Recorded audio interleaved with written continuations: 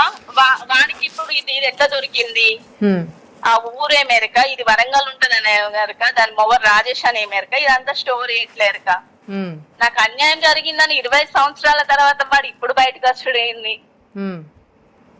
సరే వాడు బయటకు వచ్చింది, సరే నేను వాడిని మోసం చేసినా, ఇట్లా అందరిని మోసం మనం అనుకుంటాం, అందరిని మోసం చేసినా అనుకుంటాం. మరి ఇద్దరు ముగ్గురిని లేపుకొని వాడెట్లా వేయండి మేడం? సరే నేను ఇప్పుడు ఇన్ని రోజుల నుంచి, ఈ 5 సంవత్సరాల నుంచి రాజేష్ అనే వ్యక్తి వాడు నా లైఫ్ లోకి వచ్చి ఉంటాను. మరి 20 ఏళ్ల నుంచి వాడు ఇద్దరు ఆడోళ్ళతో ఫస్ట్ ముస్లిం దాన్ని లేపుకొచ్చిండు భూపాలపల్లి నుంచి. లేపుకొస్తే వీని తన్నింది, వీని దగ్గర పైసలు ఎత్తుకున్నది, పోయింది. అది పోయినాక మళ్ళా రేగొండల హౌసులు దాన్ని లేపుకొని వచ్చి వరంగల్ కాశీబుగ్గలో ఇల్లు పెట్టి ఉన్నాడు వాడు. అక్కడికి పోయి నేను వాళ్ళ ఇద్దరిని దొరకబట్టుకొచ్చి మహిళా స్టేషన్ లో ఎఫ్ఐఆర్ చేసిన ఇదంతా. ఇప్పుడు వానికి నాకు ఏదో గొడవలలో కేసు అయిందని అట్లా చెప్తున్నాడు గాని, వాడు రెండో దాంతో ఉండుకుండా మా పిల్లల్ని పట్టించుకుంటలేడు, నాకు విడాకులు ఇవ్వకుండా రెండో పెళ్లి ఎట్లా చేసుకుంటాడు సార్ అని నేను పెట్టినప్పుడు పిటిషన్ పెట్టినప్పుడు వాళ్ళు ఏమన్నారు, అందరిని చెప్పినా కదా మేడం, అందరిని పిలిపించి ఇట్లా అయినాక ఆ రోజు ఇక్కడ ఏమంటే యాదవ అదేదో ఉంటది కాంప్లెక్స్, అక్కడ రాస్తారు కదా వాళ్ళు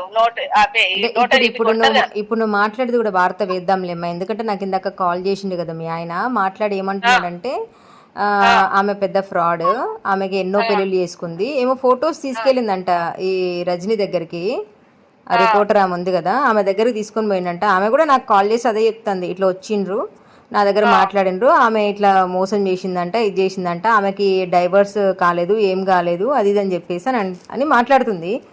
ఇప్పుడు నా దగ్గరికి మాట్లాడింది డైవర్స్ గురించి కాదుగా, నా దగ్గరకు వచ్చి కూర్చొని నువ్వు మాట్లాడింది కాదు. మరి మీ ఇద్దరు విడిపోయిన తర్వాత మీ దగ్గర డైవర్స్ పేపర్ అంటే ఉందా అమ్మా, నోట్ రాసుకుంది ఉందా పెద్ద మనుషుల సమక్షంలో? ఉంది. నా పెద్ద మనుషులు కాదు మేడం, పెద్ద మనుషులు అంటే ఈ ఎంతమంది కేసులో వాళ్ళనే ఇక్కడ మన ఏమంటారు మహిళా స్టేషన్ లా అది నోటరీది అది కొట్టించి అక్కడనే. ఓకే, అంటే ఇద్దరు విడిపోయినట్లుగా అంతేనా? ఇద్దరు విడిపోయినట్టుగా ఇద్దరు సంతకాలు తీసుకొని నీకు ఫోటో పెడతా మేడం, నేను దాన్ని కూడా నువ్వు పంపించు ఫోటో, ఆ ఫోటో కూడా నేను పెడతా, నేను యూట్యూబ్ లో పెట్టి న్యూస్ పెడతా నేను. దీని ఫోటో కూడా పెట్టండి, ఇప్పుడు నీకు పెట్టిన ఫోటో కూడా పెట్టండి. మరి ఇప్పుడు కాదమ్మా, ఇప్పుడు ఆయన ఏమంటాడు, ఎట్లా పెళ్లి చేసుకుంది, కేసు నడుస్తుంది, అది ఇది డైవర్స్ అవ్వకుండా ఎందుకు ఇట్లా చేస్తుంది, ఎందుకు వార్త వేసినావు, వార్త డిలీట్ చేయి లేకపోతే నేను చచ్చిపోతాను అంటున్నాడు. మరి ఆయన పెళ్లి చేసుకున్నాడు అని చెప్పి నువ్వు అంటున్నావు, మరి నీకు డైవర్స్ ఇవ్వకుండా ఆయన ఎట్లా చేసుకున్నాడమ్మా పెళ్లి? అదే మేడం, ఇప్పుడు ఒక్క నిమిషం మనం మాట్లాడుకుంటే, ఫస్ట్ వాడు పెళ్లి చేసుకున్నాడా, నేను పెళ్లి చేసుకున్నానా? 5 సంవత్సరాలు ఎక్కడా, 20 సంవత్సరాలు ఎక్కడా? 20 సంవత్సరాల ఇలా ఇద్దరిని పెళ్లి చేసుకున్నాడు వాడు, నాతో పాటు ముగ్గురిని చేసుకున్నాడు. వాడికి విడాకులు అవసరం లేదు, వాడు ఎన్ని పెళ్లిళ్ళైనా చేసుకోవచ్చు, ఎందుకంటే వాడు మొగడు కదా మేడం. చేసుకోవచ్చు. వాడు ఇప్పుడు ఒక ఆడపిల్ల అన్యాయం అయిపోతుంది, ఒక ఫ్యామిలీ అన్యాయం అయిపోతుంది, రజనీ నాయుడు ఫ్యామిలీ అన్యాయం అవుతుంది అని చెప్పేసి వానికి న్యాయం కావాలని చెప్పేసి రజనీ దగ్గరికి వచ్చిండు. వచ్చిండా రజనీనే పోయిందా అతని దగ్గర? రజనీకి ఎట్లా తెలుసు మేడం? ఇప్పుడు నేను రజనీకి అసలే తెలియదు. ఓకే, అవును, అదే అంటుంది కదా మొన్న వీడియోలో. కాదు మేడం, నేను రజనీకి తెలియదు. రజనీకి తెలియనప్పుడు రజనీ బిడ్డ నా ఇంటికి ఎట్లొచ్చింది, నా ఇంటికి ఎట్లొచ్చింది రజనీ బిడ్డ? 2-3 రోజులు హైదరాబాద్ లో వీడియోలని పోతే నీ బిడ్డ నా దగ్గరికి ఎట్లా పంపించినావు, పెద్దమ్మని ఎట్లా పిలిచింది, నీ మొగడు వచ్చి నా ఇంట్లో నా పక్క కూర్చొని నీతో వీడియో కాల్ ఎట్లా మాట్లాడిండు వాడు, నువ్వు నా బిడ్డ ఫంక్షన్ కి చీరలు ఎట్లా పంపించినావు, నాకు చీరలు ఎందుకు పంపించినావు, ఆ హ్యాండ్ బ్యాగులు ఎందుకు పంపించినావు, నీకు తెలియదు కదా. నీకు తెలియనప్పుడు ఇవన్నీ ఎవరికైనా పంపించినావు? మరి నేనే ఉన్నానా లేదా ఇంకా చాలా మంది ఉన్నారా? నువ్వు కాదు, నువ్వు నీ మొగడు కలిసి ఆడోళ్ళని బ్లేమ్ చేస్తా, ఇట్లా ఒంటరి మహిళలు చూసి స్పాట్ పెడతా వీళ్ళు. ఇప్పుడు నేను కూడా అనాల్సి ప్రపంచంలో ఎవ్వరు లేడా మేడం నేను చేసుకోవాలంటే? వీళ్ళేమన్నా కోటీశ్వర్లా, లేకపోతే వీళ్ళకు తాత ముత్తాతలు సంపాదించిన ఆస్తులు ఏమన్నా ఉన్నాయా? పీకెత్తపోయే జాబ్ అంది, 100కు 50 వీడియోలు చేసుకొని బతికేదని నువ్వు. ఏమున్నదని మిమ్మల్ని నేను బ్లేమ్ చేస్తానా రోడ్డు మీద? నా డబ్బులు తీసుకున్నారు, నన్ను మోసం చేసిళ్ళు, నా బిడ్డ మీద చేసిళ్ళు, నా మీద చేసిళ్ళు. అందుకోసమే కదా నాకు న్యాయం కావాలని చెప్పేసి ఫస్ట్ నేను నీకే ఫోన్ చేసిన, మెసేజ్ పెట్టినా, నువ్వు రిప్లై ఏమి ఇచ్చినావు, నువ్వురా నేనురా ఇద్దరం పోయి కేసు పెడదాం వాని మీద అన్నావు. అన్నదాని ఎందుకు రాలే? తెల్లారే బ్లేమ్ అయి మధ్యలో ఒక పర్సన్ ఉంటే ఆ పర్సన్ మంచి చెడు మాట్లాడితే నువ్వు వాని మీద కేసు పెడతా అంటావా? అల్లం ఆయన పేరేంటి మేడం, లాయరు అల్లం నాగరాజు. అల్లం నాగరాజు లాయర్ తోటి ఆయనకు ఫోన్ చేసి బెదిరిస్తావా నువ్వు? ఇప్పుడు ఎక్కడ బెదిరియలే, ఏం బెదిరియలేదంటే ఇవన్నీ ఎట్లా వచ్చినాయి మేడం? ఇప్పుడు నువ్వు వానింటికి పోయి నువ్వు రావులపల్లె పోయి రేగొండని తెలుసుకొని రావులపల్లె పోయి ఇప్పుడు వాడిని మాట్లాడిస్తాను, మరి వాడిని రెండో పిల్లంతో మాట్లాడియలే, మూడో పిల్లంతో ఇద్దరు. మరి అది ఫస్ట్ సరే ఓకే, నేను విడాకులు తీసుకోకుండా నేను చేసుకున్నా అంటాను. మరి వాణి చేసుకున్నది దాని మొగనికి విడాకులు ఇచ్చిందా?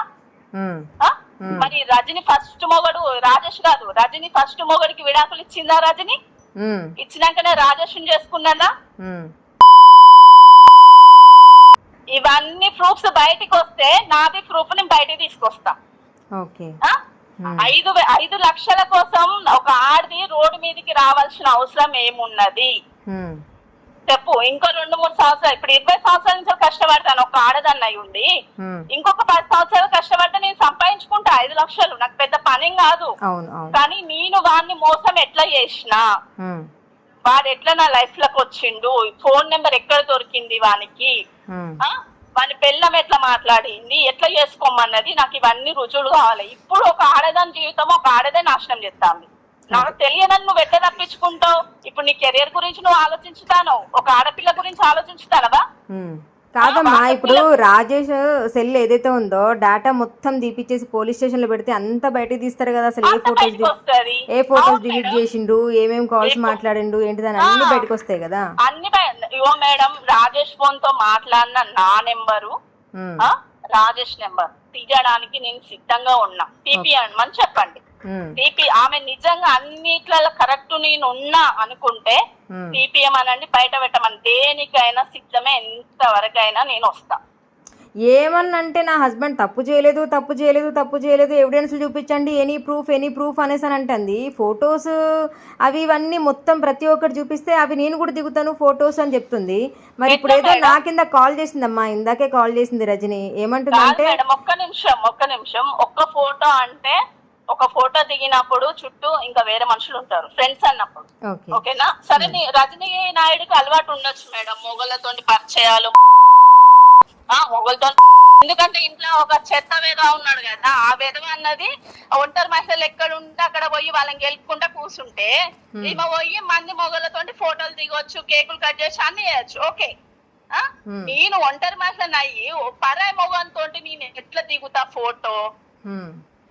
పరాయి మోగన్ని నేను ఎవరిని విలువంది, పరాయి మోగన్ తోటి మ్యారేజ్ డే కేక్ మీద రాయించుకొని వాటితో నేను కేక్ కట్ చేయించుకుంటా. సరే నేను వాడిని బెదిరించి వాడెట్లా చేస్తాడు మేడం? వాడెట్లా చేస్తాడు? చేసుకున్నప్పుడు వాడెట్లా చేసుకుంటాడు? అడుగులో రింగ్ కపుల్స్ రింగ్ ఇచ్చిన, మరి ఆడిదైతే మరి ఆ రింగ్ ఎక్కడిది అని అడగవా నువ్వు? మేడం మీరు వేసినా మంచిగా నాకు ఏం బాధ లేదు.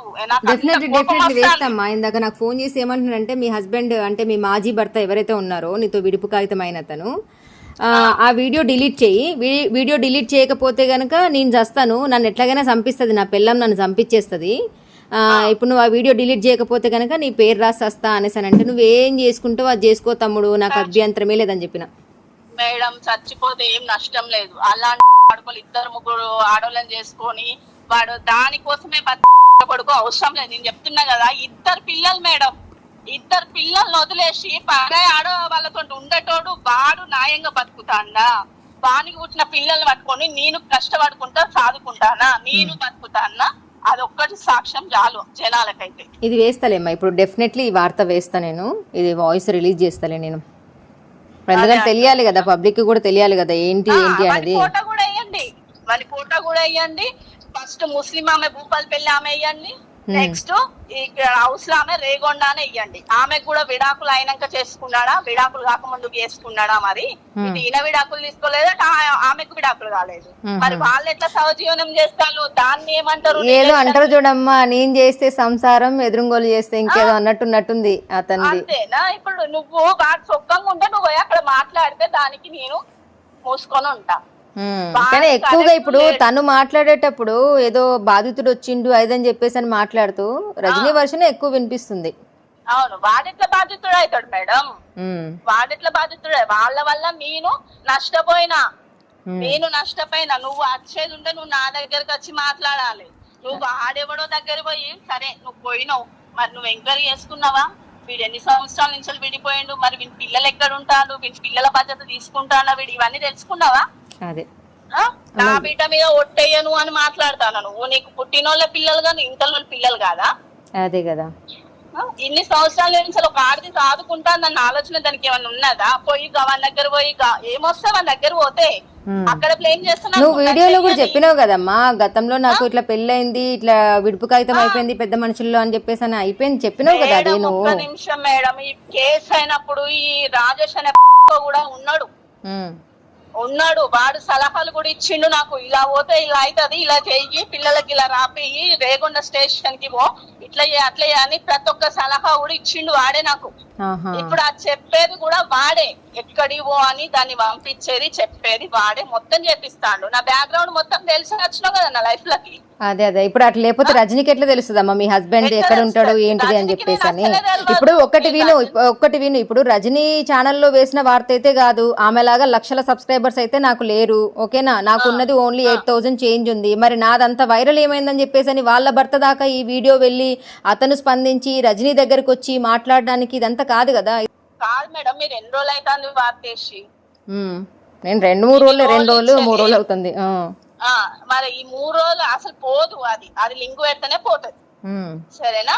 ఆడికి పోయి చూపెట్టి ఇది ప్లాన్ తో ఆల్రెడీ వాళ్ళ మామ వచ్చింది చెప్పిండు కదా, రేగొండ పోయినాం మేము, ఆ తిరుపతి అంట, మీ బిడ్డ గురించి ఇట్లా చెప్పిండు అట్లా చెప్పిండు అంటే 20 మా నాన్న అన్నాడు 20 సంవత్సరాల కింద విడిపోయారు వాళ్ళు, ఎవరు వాళ్ళు బ్రతుకుతాళ్ళు, ఇప్పుడు ఏంది మరి అని చెప్పేసి మా నాన్న అడిగిండు. మాకేం తెలియదు, మీరు మా ఇంటికి రాకని చెప్పేసిండు. అదేలే నాకు రజనీ చేసినందుకు కూడా నాకేం కోపం లేదమ్మా. మీ ఆయన నేను చేస్తా వీడియో డిలీట్ చేస్తావా చెయ్యవా, నిజంగా లిటరల్ నవ్వు వచ్చింది అసలు. అరే ఈయన తెలిసి మాట్లాడుతాడా, నువ్వేం మాట్లాడుతానో నాకు అర్థం కావట్లేదు తమ్ముడు, నువ్వు ఏదైనా ఉంటే గనక రజనీతో చెప్పుకో, రజనీ అర్థం చేసుకుంటది నీ వాయిస్ అని చెప్పేసి అని పెట్టేసిన. ఒక్క నిమిషం మేడం, వాడు చావడానికి మనం మన ఫోటో పెట్టినామా?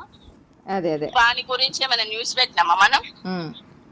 ఎందుకు ఇప్పుడు పెడతామ్మా వార్త, డెఫినెట్లీ పెడతా. నాకు కాల్ చేసింది కదా, పెట్టేసేయండి. వాడెందుకు చస్తాడు? వాడది కాదు, ఈ మబ్బు కూడా ఇచ్చేది పోతే వాడచ్చుడేంది మేడం, నాకు అర్థమైతలేదు. నాకు అదే అర్థం కాలేదు. వాని కుటుంబానికి న్యాయం కావాలంటే ఇప్పుడు నువ్వు వద్దనుకోనే వెళ్ళిపోయి పెళ్లి చేసుకొని తన లైఫ్ తను చూసుకుంటూ, ఇప్పుడు ఎవరో వెళ్ళి మళ్ళీ ఇట్లా మీ ఆవిడ ఇట్లా చేస్తుంది అనేసి అంటే, ఆమె నా భార్య నన్ను మోసం చేసింది ఇట్లా 10 మంది అని ఎంత చిల్లరగా మాట్లాడుతాడు. మాట్లాడుకొని మేడం ఆ 10 మందిని తీసుకురావాలి, ఈ రజనమ్మ సంగతి, ఆ రావుల తిరుపతి గారి కరెక్ట్. నిజంగా నీ భర్త కరెక్ట్ ఉంటే అమ్మ ఆమెకి నాకు సంబంధం లేదు, ఎప్పుడో ఎన్నో సంవత్సరాలు అయితే విడిపోయి పోలీస్ స్టేషన్ కేసులు అయినాయి, విడుపు కాగితం అయిపోయింది, నేను ఆమె ఎక్కడ పోయినా నాకు అనవసరం అని చెప్పి చెప్తాడు ఏ మొగోడైనా గానీ. ఇప్పుడు కేసు నడుతుందని ఎట్లా చెప్పిండు మేడం మరి వాడు? అదే కదా, కేసు కూడా ఏమని పెట్టిందంట, నేను వేధింపులు అని పెట్టినా, వాళ్ళ నాన్న చచ్చిపోయినా అని చెప్పిండు. వాళ్ళ నాన్న చచ్చిపోవడానికి కారణం ఏంది? వాళ్ళ తమ్ముడు చచ్చిపోయిండు. వాళ్ళ తమ్ముడు కేసులో 3 సార్లు జైలుకు పోయి వచ్చిండు. అదంతా వాళ్ళ ఊళ్ళో ఇది ఎంక్వైరీ చేసుకుందా, దీని ఒక్కరు తీసుకొచ్చి చెప్తాంది. వాళ్ళ గ్రౌండ్ రిపోర్ట్ చేసిన తర్వాతే వార్త ఇస్తుందంట కదమ్మా, చూద్దాం వేస్తుందో లేదో చూద్దాం. రజనీ వార్త ఇప్పుడు నాది ఏదైతే నేను రికార్డ్ చేసుకున్నా, ఆమె కూడా చెప్పింది లైవ్ లో ఉన్నారు మీరు అని చెప్పేసి అన్నది. ఆమె యాక్చువల్గా అసలు జర్నలిస్టే కాదు, జర్నలిజం చేయలేదు. బట్ నేను అక్కడ అడుగుదాం అనుకున్న ప్రశ్న, నేను జర్నలిస్ట్ రజనీని మాట్లాడుతున్నానంటే ఏ యూనివర్సిటీలో చేసినావమ్మా జర్నలిజం అందాం అనుకున్నా, కానీ ఎందుకులే పాపం పిల్ల భర్త తప్పు చేసిందన్న కొంత ఇదిలో డిప్రెషన్లో ఉందేమో ఎందుకులే అని చెప్పేసి నేను ఆమెను ఏమీ అనలేదు.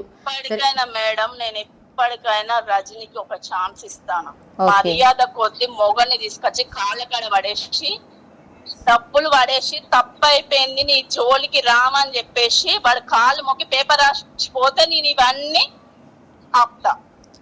లేకపోతే మాత్రం వాళ్ళ జాబ్ కూడా పోతుంది, వాళ్ళ బతుకు ఇప్పుడు ఏదైతే అద్దాల మేడని ముర్తాల్లో ఒక్కసారి విచ్చలు విడైతుంది మొత్తం. ఇది మాత్రం వాస్తవంగా ఓకే అమ్మా, చెప్తాను. ఓకే మరి వార్త నేను వేస్తాను, ఓకేనా మరి.